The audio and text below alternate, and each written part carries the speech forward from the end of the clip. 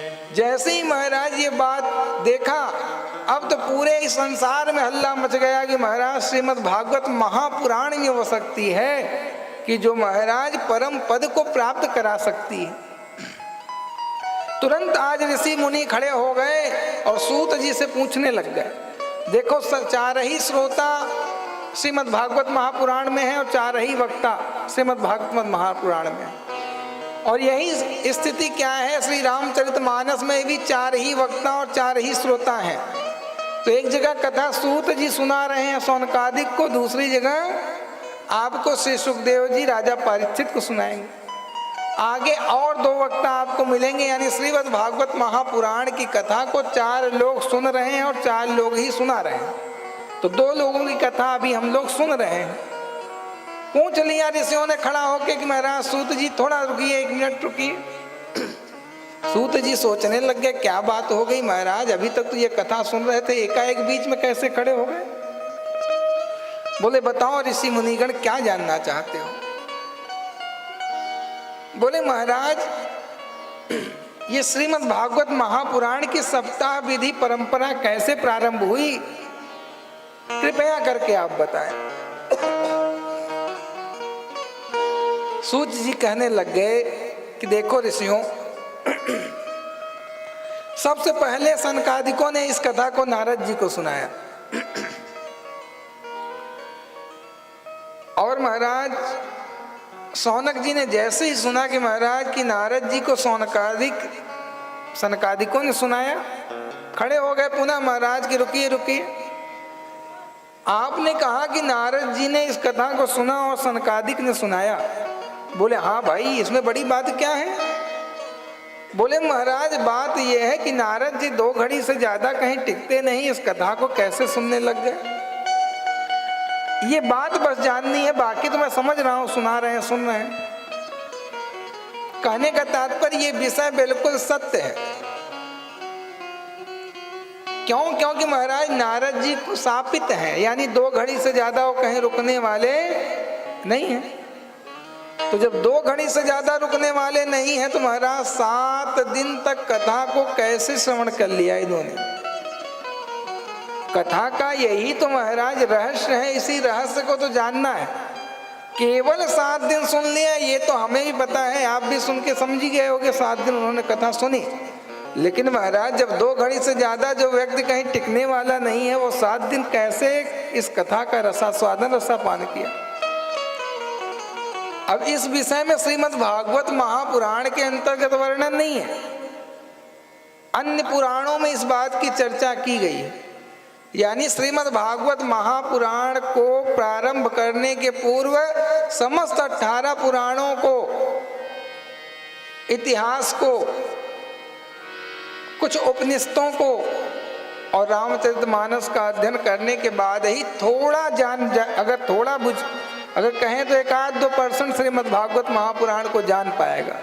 यदि व्यक्ति चाहे कि श्रीमद् भागवत महापुराण को, केवल श्रीमद् भागवत महापुराण को पढ़ के हम अच्छे वक्ता बन जाएं, तो वक्ता बनना संभव नहीं है। ऐसी ऐसी जटिल परीक्षाएं हैं महाराज, जो इस पुराणों में ढूंढते रह जाओ, मिलने वाला नहीं है। तो कुछ कुछ जो गूढ़ रहस्य हैं उन्हें हम आप थोड़ा सा उबेरना प्रारंभ करें। तो ये 7 दिन में इनको महाराज कथा सुनाई गई और 2 घड़ी से ज्यादा इन्हें रुकना नहीं है, ये निश्चित है। एक नहीं 2-2 लोगों का इन्हें श्राप लगा हुआ है। तो यहाँ पे महाराज अन्य पुराणों की यदि कथा आपको सुनाई जाए तो ये बिल्कुल सत्य है कि 2 घड़ी से ज्यादा वो कहीं रुकने वाले नहीं है, ना ही रुकते थे। केवल परमात्मा की कथा में ये 7 दिन रुक गए हैं। तो क्या उनका श्राप मिथ्या हो गया जिन्होंने श्राप दिया है? ये भी नहीं हो सकता, श्राप मिथ्या भी नहीं हो सकती, झूठ भी नहीं हो सकता। तो बात क्या है जो महाराज 7 दिन कैसे इस कथा को सुन लिया उन्होंने? तो केवल और केवल महाराज कहने का तात्पर्य सारे श्राप के दोष जो होते हैं वो दूर हो जाते हैं। कब? जब हरि की कथा में हम विराजमान हो जाते हैं तब। यानी कहने का तात्पर्य हरि की कथा में विराजमान होने के बाद हमारे सारे श्राप के दोष जो हैं वो हमें नहीं प्राप्त होते। कब तक? जब तक परमात्मा की कथा में बैठे हैं तब तक। तो कहने का तात्पर्य परमात्मा में के कथा में तल्लीन होने के बाद जो श्राप उनको मिला था, उस श्राप का दोष उन्हें नहीं महाराज थोड़ा भी परेशान कर पा रहा है। क्यों? क्योंकि परमात्मा की कथा में विराजमान है। ऐसे ही महाराज क्या होता है हमारे जीवन में, जब बहुत कठिनाइयां होती हैं, जब संसार से ठोकर खाते हैं, कहीं हमें शरणागति नहीं मिलती, तो अंततो गत्वा महाराज परमात्मा के चरणों में हमें बड़ी शांति और बड़ी आनंद की अनुभूति होती। वैसे हम 2 मिनट किसी से बात नहीं करना चाहेंगे। क्यों? क्योंकि जब जीवन से हार जाता है व्यक्ति तो सबसे दूर भागने लग जाता है। लेकिन परमात्मा में कथा में आने के बाद अगर उसका बस चले तो पूरा जीवन ही परमात्मा की कथा में समर्पित होकर सुनने लग जाए। तो इसी प्रकार से जीवन के दोष जैसे दूर होते हैं, ऐसे ही महाराज श्रापों के देव दोष भी तब तक दूर हो जाते हैं जब तक हरि की कथा में हम विराजमान होते हैं। और तो और महाराज इस कथा को यदि बालकों को सुनाई जाए, यानी जो अकड़ में रहते हैं बिफोर 25, यानी 25 साल के पहले अकड़ सब में रहती है, वो पुरुष हो या स्त्री हो। कहने का तात्पर्य वो हम हो या कोई भी हो, बिफोर 25 अकड़ एक रहती है, उससे उसके जैसा बलवान कोई नहीं है, उसके जैसा उड़ने वाला कोई नहीं, उसके जैसा बोलने वाला कोई नहीं है, वो हम नहीं आप नहीं, वो सब की स्थिति यही रहती बिफोर 25। 25 के पहले पहले तक महाराज इंसान अपने आप में राजा होता है। तो यदि बालकों को सुनाई जाए, सही से बालक कथा सुने, बालिकाएं सुने, तो उनकी अकड़ भी इस कथा को सुनने के बाद चूर हो जाती है। ये आपसे बिल्कुल मैं गारंटी के साथ कह सकता हूँ, जिस बालक में बहुत आकड़ हो उसको 7 दिन कथा में बैठा दो और ध्यान से सुनने दो, देखो उसकी कमर 25। आजकल क्या हुआ महाराज, एक बड़ी विडंबना आ गई है कि पैर जो आजकल के पहले के बालक जो पैर छुआ करते थे माता पिता के या किसी के भी, तो अंगूठे को छुआ करते थे, यानी कमर टूट जाती थी। और आज के बालकों के या बालिकाओं का महाराज चरण स्पर्श करने का तरीका क्या है? अब तो महाराज खैर 2-4 साल पहले घुटने तक बात पहुंची थी, अब बात महाराज जंघे तक पहुंच गई है। अब महाराज पैर जंघे पे लोग, पंडित जी प्रणाम। अरे महाराज मन तो करता है महाराज क्यों कर रहा है जब इतना कष्ट बन रहा है, अरे दूर ही से खड़े खड़े प्रणाम कर ले। यानी हमारे आपके संस्कार इतने गिर गए कि बालक के कमर, अब देखो कहने का तात्पर्य वैज्ञानिक रीजन भी है, केवल आध्यात्मिक रीजन नहीं है। जितने भी साइंटिस्ट बने हुए हैं हमारे आध्यात्मिक से ही बने हुए हैं। यानी कहने का तात्पर्य जो पहले संस्कार सिखाए जाते हैं, रोज महाराज उठ करके माता पिता को प्रणाम करो। प्रणाम भी कैसे? अंगूठे को छूने के बाद। अब रोज जब बच्चा छुएगा तो होगा क्या, कमर उसकी ढीली हो जाएगी, टूट जाएगी। जब कमर टूट जाएगी तो अकड़ उसके अंदर नहीं रहेगी। और आज महाराज देखो जो बच्चा संस्कारी होता है वो नीचे तक झुकता और अकड़ नहीं रहती, और जो महाराज घुटने के ऊपर तक मामला पहुंच गया उसके अंदर बड़ा अभिमान और बहुत अकड़ हो जाती। क्यों? क्योंकि कमर उसकी अभी टाइट की टाइट पड़ी है। कारण क्या है? बचपन से संस्कार उसे नहीं दिया गया। ये एक प्रैक्टिकल मेरा अनुभव भी है और आप लोग भी इस बात का अनुभव कर सकते हो। तो अकड़ भी महाराज दूर होती है जब प्रणाम करना हम बालकों को शुरू से, वो भी महाराज उनको सिखाओ शिष्टाचार क्या है। बेटा घुटने पे नहीं प्रणाम करना है। और हमें लगता है कि 10-20 साल बाद प्रणाम महाराज सिर पे ना होने लग जाए, पंडित जी प्रणाम, तब क्या लगेगा पंडित जी को प्रणाम नहीं कर रहे हैं, आशीर्वाद दे रहे हैं। और ज्यादा नहीं 10-20 साल बाद ये बात होने लग जाएगी, देखने लग जाना, यदि संस्कार हमारे आपके अंदर नहीं रहा तो। इसलिए हमारी आपकी बीत रही है, जो इनकी आने वाली है उनको संस्कार ऐसा दो। गुड मॉर्निंग, गुड बाय ठीक है जाने, लेकिन उसको मानना नहीं है, केवल जानना ही है। वेस्टर्न कल्चर को जानना है, मानना नहीं है।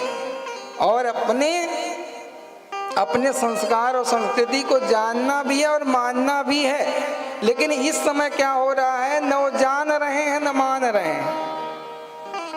जान मान क्या रहे हैं? वेस्टर्न कल्चर को जानना चाहते हैं और वेस्टर्न कल्चर को मानना चाहते हैं।